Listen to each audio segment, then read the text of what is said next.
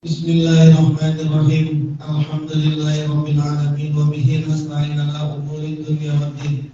Wassalatu wassalamu ala sayyidil mursalin sayyidina wa habibina wa syafi'ina wa maulana Muhammadin wa ala alihi wa sahbihi ajma'in, amma ba'du. Khususan man sannafa hadzal kitab rahimahullahu ta'ala wa nafa'ana bihi wa bi ulumihi wa bi ulumihi wa bi ulumihi وبالدارين آمين. الفاتحة. أعوذ بالله من الشيطان الرجيم. بسم الله الرحمن الرحيم. الحمد لله رب العالمين الرحمن الرحيم مالك يوم الدين. إياك نعبد وإياك نستعين اهدنا الصراط المستقيم صراط الذين أنعمت عليهم غير المغضوب عليهم ولا الضالين. آمين. Bismillahirrahmanirrahim. Para asatidz, para jamaah sekalian, kita melanjutkan pembacaan kitab Miftahus Sudur halaman 53. Masih membahas mengenai posisi hati yang di dalamnya terdapat nafsu. Bismillahirrahmanirrahim. Wa'lam anna mukhalafatan nafsi wa mudafa'atan muradiha fardu aini. Ketahuilah bahwa menyalahi nafsu, menentang nafsu, melawan kehendak nafsu, fardu ainin, itu hukumnya fardu ain. Bukan fardu kifayah lagi sudah, tapi hukumnya sudah fardu ain. Sama sederajat hukumnya dengan sholat 5 waktu, puasa Ramadan, sama itu hukumnya. Menyalahi nafsu, menentang kehendaknya nafsu, hukumnya fardu ain. Kita ini punya nafsu kita pengen melakukan sesuatu yang sifatnya maksiat, kita salahi dia, kita tentang dia, itu hukumnya wajib, itu hukumnya fardu ain. Kenapa? Sebab kalau manusia kita tidak melakukan pertentangan terhadap nafsu, tidak melakukan penyalahan terhadap kehendak nafsu, yang terjadi pasti adalah maksiat kepada Allah. Karena semua maksiat terjadi ini karena apa? Karena mengikuti kehendaknya nafsu. Jadi hukumnya, hukum melawan nafsu, hukum menyalahi kehendak nafsu, hukumnya adalah fardu ain. Wajihadun azimun, bukan sekedar fardu ain saja hukumnya, tapi merupakan jihadun azimun, jihad besar, jihad yang sangat agung. Hadisnya kan sering kita dengar, raja'na minal jihadil asghar ilal jihadil akbar. Kita baru kembali dari perang yang kecil menuju perang yang besar, wa huwa jihadun nafs. Padahal perang Badar itu perang yang luar biasa dahsyatnya, luar biasa dahsyatnya. Tapi kata Nabi, kita baru keluar, baru selesai dari perang yang kecil menuju perang yang besar. Jadi kalau dikatakan, kalau dibayangkan, perang lawan musuh yang ada di perang Badar itu, peperangan Badar itu kondisinya itu masih kecil itu ketimbang perang sama nafsu. Bisa nggak dibayangin kayak gitu? Perang Badar yang begitu dahsyatnya, umat Islam cuma 300-an, orang-orang hampir 1000-an, terus peralatannya, persenjataannya itu sangat minim. Diserang perang kayak begitu tuh, itu kata Nabi, itu masih kecil itu. Perang kayak gitu masih kecil. Perang kayak itu masih kecil. Yang besar itu perang lawan nafsu. Gimana coba nggak besar itu? Kalau perang lawan fisik, lawan musuh itu ada jedanya. Dari pagi sampai sore perang. Nanti udah sore berhenti dulu tuh. Nah istirahat dulu. Nanti besok terusin lagi. Ada jedanya itu. Bisa istirahat itu. Tapi kalau perang lawan nafsu nggak ada jihadnya. Nggak ada jedanya itu. Mau sholat ada nafsunya, lagi sholat perang lawan nafsu, habis sholat perang lagi sama nafsu. Di masuk rumah ada nafsunya, di dalam rumah ada nafsunya, keluar rumah ada nafsunya. Mau makan ada nafsunya, lagi makan ada nafsunya, keluar makan ada nafsunya. Jadi kalau mau nafsu ini bukan berarti nafsu makan itu berarti dia pengen makan, bukan. Nafsu itu sesuatu yang ngajak dia kepada keburukan. Melakukan sesuatu yang maksiat. Wa amrun fahimun. Melawan kehendak nafsu itu amrun fahimun, sebuah perkara yang sangat mulia. Amrun fahimun.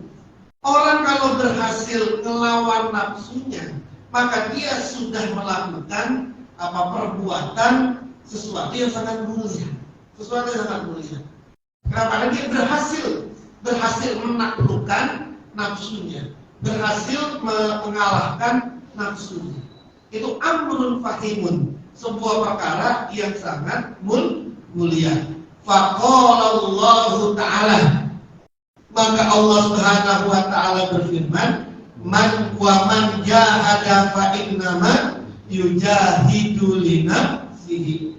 Siapa orang yang berjihad, sesungguhnya dia sedang berjihad terhadap nafsunya. Mau jihad apapun saja, maka sesungguhnya dia sedang berjihad melawan nafsunya. Kan manusia itu dikasih sama Allah 3 hal.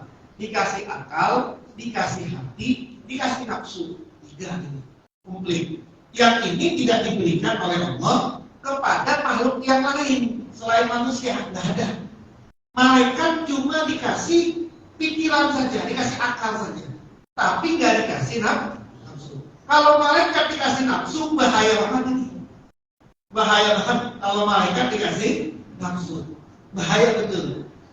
Binatang cuma dikasih nafsu sama Allah, tidak dikasih akal. Kalau binatang dikasih akal, maka kita susah naklukin binatang. Mau potong ayam, dimumpet itu ayamnya itu. Oh, mau dipotong ini. Mau potong kambing, bunyi takbiran, tahu itu bunyi takbiran. Dia kemana-mana tuh dia akal-akalin. Padahal udah diikat kepalanya pakai tamban. Karena dia punya akal, diakal-akalin itu bagaimana caranya talinya, tambangnya bisa dilepas. Akhirnya apa? Manusia susah menaklukkan binatang. Padahal binatang itu dipersembahkan oleh Allah untuk kepentingan manusia. Makan ayam susah, makan sapi susah, makan daging kambing susah. Kenapa? Karena karena binatang dikasih akal. Maka Allah nggak kasih binatang akal, nggak dikasih.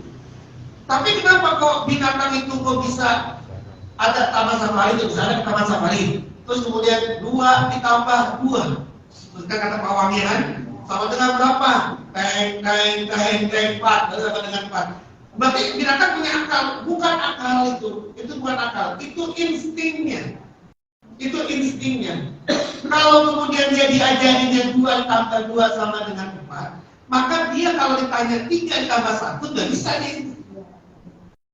Ada burung beo, assalamualaikum. Oh, itu bisa tuh. Ya bisa, karena diajarnya assalamualaikum. Tapi kalau dia punya akal, dia ngomongnya pasti bukan assalamualaikum. Bisa diakal-akalin kalau dia assalamualaikum warahmatullahi wabarakatuh, kan gitu. Kalau diajarnya cuma assalamualaikum, ya itu aja sudah bisa sama dia. Itu bukan akal, itu namanya instingnya. Kok bisa punya insting? Bisa, karena hewan juga kasih insting. Buat apa? Instingnya hewan itu untuk penjagaan diri dia dan untuk mengambil rezeki dia. Maka hewan itu ada instingnya.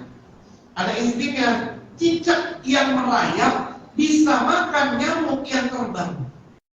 Padahal nyamuknya itu terbang, cicaknya merayap. Kenapa bisa dimakan? Dia punya insting itu. Nah, itu instingnya, bukan akalnya. Manusia dikasih 3 ini. Bukan cuma dikasih akal, bukan cuma dikasih nafsu, tapi juga dia dikasih qalbun, dikasih hati. Yang qalbun ini menjadi penentu antara akal dan nafsunya. Pernah saya sampaikan mungkin di sini. Akal itu simbolnya kepala, otak. Nafsu itu simbolnya adalah perut. Antara akal dengan perut, di tengah-tengah ada hati. Tengah-tengah ada hati, dua jari di bawah susu kiri. Itu namanya qalbun, hati. Antara akal sama nafsu, tengah-tengahnya ada hati.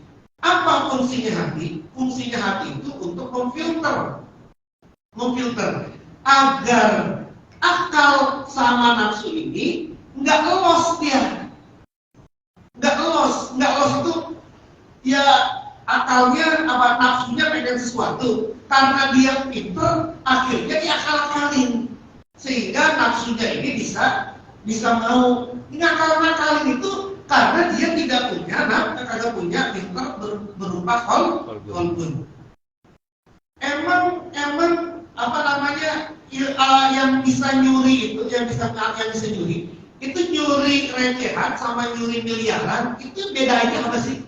Itu kan bedanya akal gitu. Kalau nyuri recehan itu nggak pakai akal, tapi kalau nyuri miliaran itu pakai akal itu.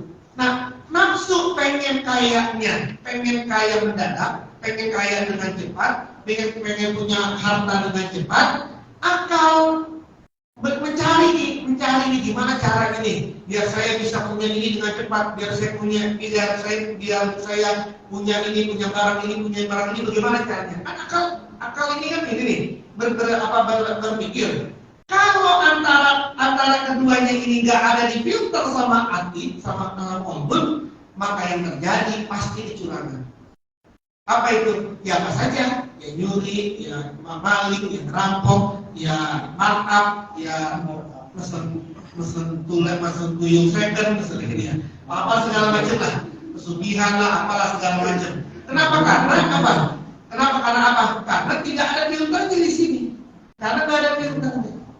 Nah maka yang membedakan nanti manusia yang sesungguhnya atau bukan manusia yang sesungguhnya, maka bedanya adalah apakah jalur antara akal dengan nafsu ini terfilter nggak dengan qalbun. Kan kita pengen punya sesuatu kan, tiba-tiba sekarang pengen banget kayaknya makan sate sama makan gulai, kan nafsu tuh, pengen makan ini, tapi nggak punya duit. Akal kemudian kan mikir kan, gimana caranya nih? Gue bisa makan gulai sama bisa makan sate. Kan akal mikir, yang mikir kan bukan nafsu yang mikir. Yang mikir adalah akal.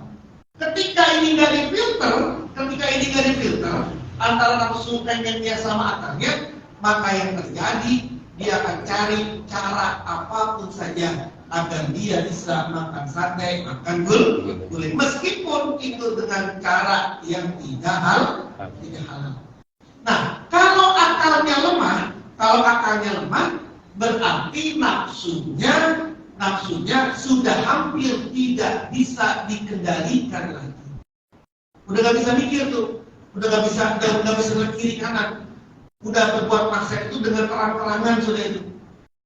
Bangga berbuat maksiat itu bangga berbuat maksiat itu. Itu karena nafsunya terlalu besar, lebih besar nafsunya sama akalnya.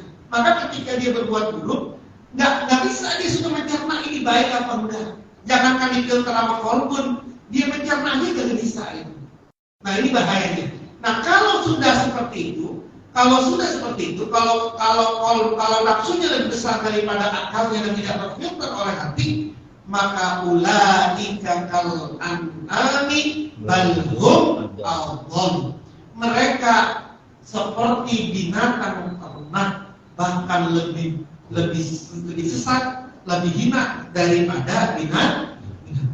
Jadi manusia bisa lebih hina daripada binatang, dia bisa lebih mulia daripada malaikat. Apa yang membedakan dari itu? Yang membedakan adalah dia punya nafsu, punya akal, juga punya qalbun. Itu yang membedakan manusia itu. Kalau manusia ini nggak punya nafsu, dia bukan manusia, dia mau udah jadi makhluk yang lain gitu. Nah itulah yang kemudian membuat laqad khalaqnal insana fi ahsani taqwim summa radadnahu asfala safilin. Dari tingkat yang mulia, dari tingkat yang paling mulia, ini manusia dari tingkat yang paling sebaik-baiknya bentuk diturunin sama Allah menjadi asfalas safilin. Asfal itu ya sama kayak bahasa Indonesia, karena asfal itu diambil dari bahasa Arab. Asfal itu sesuatu yang ada di bawah, paling bawahnya. Illa kecuali illal ladzina amanu wa amilus sholihat, kecuali orang yang beriman dan mengamalkan amalan soleh.